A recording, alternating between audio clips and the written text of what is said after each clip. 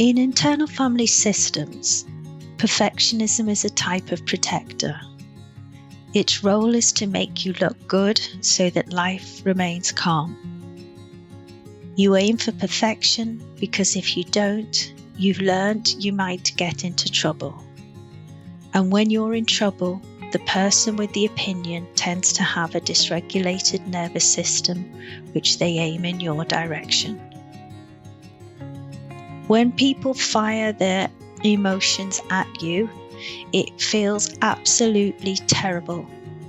Emotions such as shame, fear, or desperation can be really quite unbearable. So being perfect in different areas of your life keeps things calm for longer periods of time, and it sort of protects you. You've essentially learned that being perfect keeps other people's nervous system calm and prevents them from turning on their anger or disappointment and firing it at you, so you don't have to feel bad feelings. This was all realized when you were very young, and you deployed this tactic with some success. And then it became a habit, which turned into a personality trait, which now is what we would call a coping mechanism. But what is perfectionism? Let's take a look at the different styles. We often think of perfectionism as moments when we are lining up shoes or cleaning the house or creating a presentation and the images need to be just so. But perfectionism can act differently from person to person and even within the same person from moment to moment. And it doesn't always manifest in ways you might expect. For example, a person may think that they are not a perfectionist because their house is messy or they show up late all of the time. But perfectionism isn't just about having everything in perfect order. Perfectionism can show up in many different ways. For example, fear of failure may cause paralysis, making you avoid new hobbies, procrastinating at work, or hesitating in relationships for fear of messing up. A constant need for certainty can leave you stuck and unwilling to move forward without perfect answers. If you abandon things too soon, expecting immediate success and giving up when things don't click, that's also perfectionism. Holding yourself to impossible standards, whether as a parent, a professional, or in any role, can lead to harsh judgment when you inevitably struggle. Perfectionism also feeds self-judgment by making everything feel wrong. Telling yourself you should feel differently or handle things better turns emotions into problems that need fixing. Overthinking can create a loop, keeping you stuck in analysis rather than action. And many perfectionists also struggle with authenticity, fearing judgment or rejection if they show up as they truly are. Letting go of control can feel risky, but embracing imperfection and its consequences is a pathway to genuine self-acceptance. At the core, perfectionism is about fear and control. It's about trying to make sure everything is just right so you can avoid discomfort, failure, or criticism. It's a classic protector move in that it's working overtime to manage at the situational level so that you do not need to feel painful feelings at the personal level. For example, if a report you write for your boss is perfect, the conversation that you have about it and the feedback you receive will be great.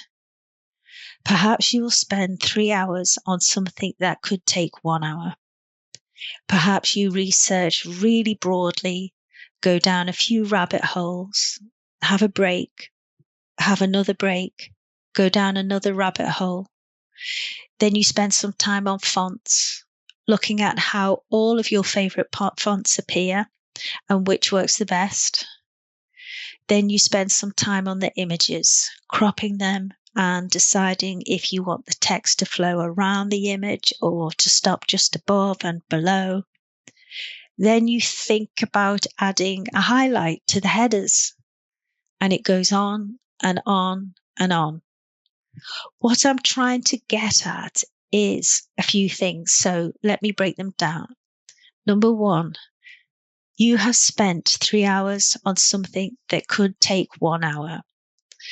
As the days and weeks go by, this means your output is not what it should be. And you sense that, but you're not sure how you can increase it because you work hard and you're exhausted. Number two, you could have written the report and tackled something else and finished the day on a high because you nailed 2 points on your to-do list. Number three, it is possible to reach excellence in terms of the report and all in 1 hour if you are not shooting for and getting distracted by the concept of perfection. And number four, your boss could give you negative feedback even if you submit the perfect report. He could have a different opinion. He could be in a bad mood, or something may have changed since you wrote the report. Any number of reasons could mean that you receive neutral, bad, or even angry feedback. That's 4 points, and I'm sure there are many more I could have found. And those 4 points break down into 2 key areas. The first is that being a perfectionist wastes a lot of time when it comes to achieving not only our desired output each day, but also how all of that adds up to achieving our goals in a lifetime.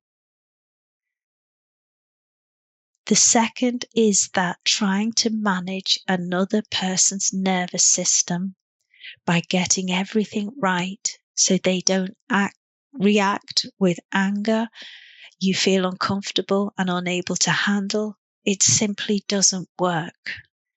It takes a huge amount of energy, and ultimately they will still be who they are and they will still react in the way that they will. The answer is to learn how to feel your feelings. If you learn how to feel emotions such as fear, sadness, and anger, then you won't have to control life at the situational level. You'll understand that these feelings feel painful, but they're not dangerous. You'll understand that these feelings are uncomfortable and awful, but you won't be frightened of them. You won't be reorganizing your life around avoiding them. Another example, if you don't want to wear the perfect outfit for your date, the person you really like may not like you.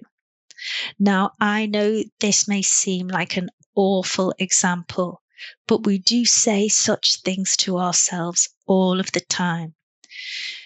You could say the same thing about having a really tidy house for when we have visitors. Really, really cleaning our house for when they arrive. Or driving the right type of car, or having our hair in just a certain way. There are many ways that we are working to gain approval from others so we don't have to feel disappointment or sadness.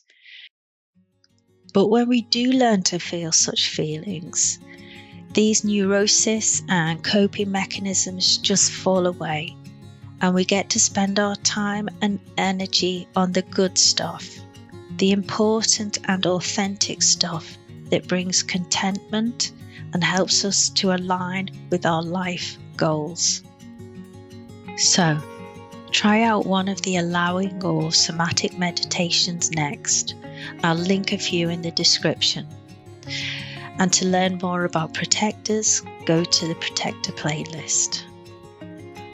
Thank you for joining me on the Mind Body Mountain. If you have any requests for future meditations or chats, let me know in the comments.